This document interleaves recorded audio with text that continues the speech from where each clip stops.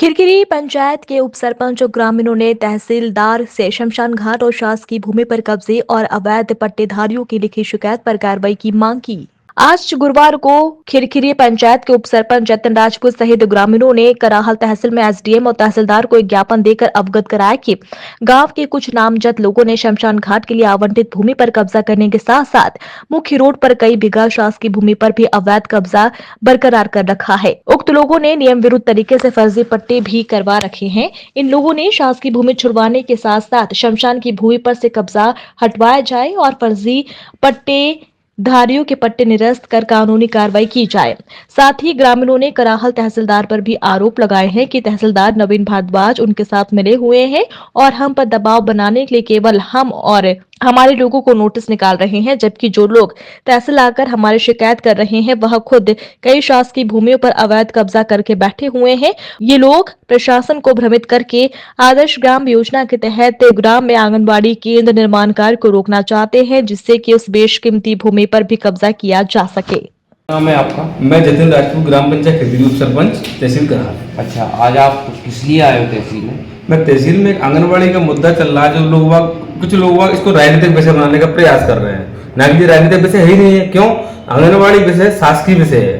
अब वो लोग घुमा पिए क्या सोच रहे हैं कि इसको राजनीतिक प्रतिद्वंदता लाके या ऐसे कुछ पेश बता रहे हैं कि उन लोगों की आपसी दुश्मनी है।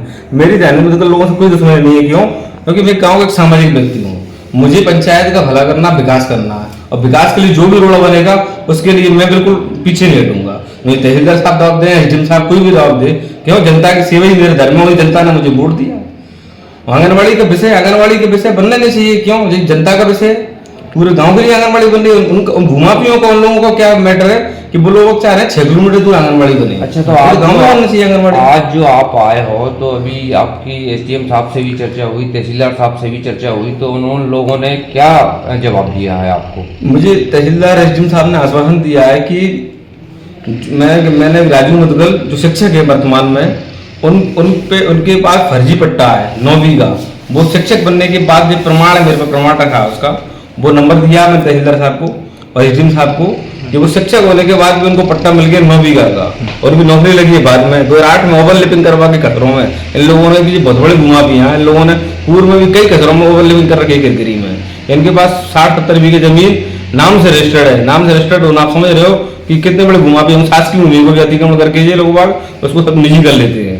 और ध्यानेंद्र मुदगल ने मुझे कल मेरे ऊपर आरोप लगाया, ये तो अनावश्यक झूठा आरोप है कि वो कुछ 4-5 भीलों को बेचारों को लेके, जो लोगों को पता ही नहीं था मैटर में कि कहाँ क्यों आए, कैसे आए, उनको ओवर दबाव देके उनसे बोलवाया कि ऐसा बोलो ऐसा बोलो। उनको मूल मैटर ही नहीं पता किसकी जमीन क्या आ गया। उनसे रियल पूछोगे आप, मुझे नहीं बता पाएंगे क्या मैटर है वो तो बेचारे गरीब हैं, गरीब और शोषित हैं।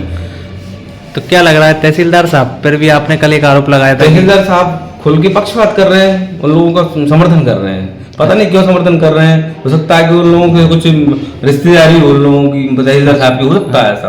क्यों? मुझे इसलिए लग रहा है कि मुझे खुद को नोटिस दिया गया, और जो आंगनबाड़ी के मैटर चला तब से मेरे पिताजी के ऊपर, मेरे ऊपर और मेरे जो परिवार में मेरे साथ में सहयोग में है, उन लोगों को सब पे नोटिस दे दिए। गांव में क्या हम लोग 4 लोग अतिक्रमण कर रहे हैं पूरे गांव में? अतिक्रमण तो पूरे गांव पे अतिक्रमण है। मेरे पास तो पुष्टि भी है इन लोगों पर अतिक्रमण की।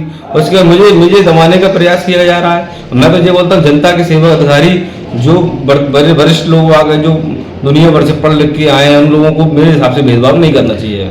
आप जो आंगनबाड़ी बना रहे हैं वो क्या शासकीय भूमि पे बना रहे हैं या उनकी भी कुछ भूमि है? शासकीय भूमि है। 731-732 नंबर का पट्टा लेके घूम रहे हैं वो पट्टा पीछे है, और जो मूल आंगनबाड़ी नंबर है वो 733 नंबर है। जब आप खुद ही दिमाग लगाइए। आप कल ही उन्होंने मीडिया पे बैठ थी, मेरी मीडिया पे बैठ पड़ी, तो उन लोगों बोला 20 फुट पे हमारा शासकीय भूमि पे कब्जा है। तो ये सिद्ध होता है, अपने आप ही सिद्ध कर रहे हैं इस बात को वो कि वास्तव में अतिक्रमण तो हुआ है, अतिक्रमण तो कर रहे हैं, और आप इससे व्यवधान डाल रहे हैं। तहसीलदार साहब क्यों समर्थन कर रहे हैं? वो तहसीलदार साहब ही जाने कि उनकी वो आप भी आक्षेप लगा रहे थे कि आपने वो एक ग्राम सेवक का क्वार्टर है और क्या बोलते हैं उसको, काजी हाउस की जगह थी, उस पर अतिक्रमण कर रखा। इस बारे में क्या कहना? मैं तो ये बोलता हूँ कि आरोप तो मोदी जी पे भी लग जाते हैं। गांव में आइए, पत्रकार लोगों का स्वागत है, जो भी जांच टीम आई उसका भी स्वागत। तहसीलदार साहब का स्वागत करता हूँ बड़े दिल से कि वो गौशाला को भी देखें और ग्राम सेवक क्वार्टर को भी देखें। अगर कब्जा पाया जाता है तो मुझ पर बिल्कुल FIR की जाए।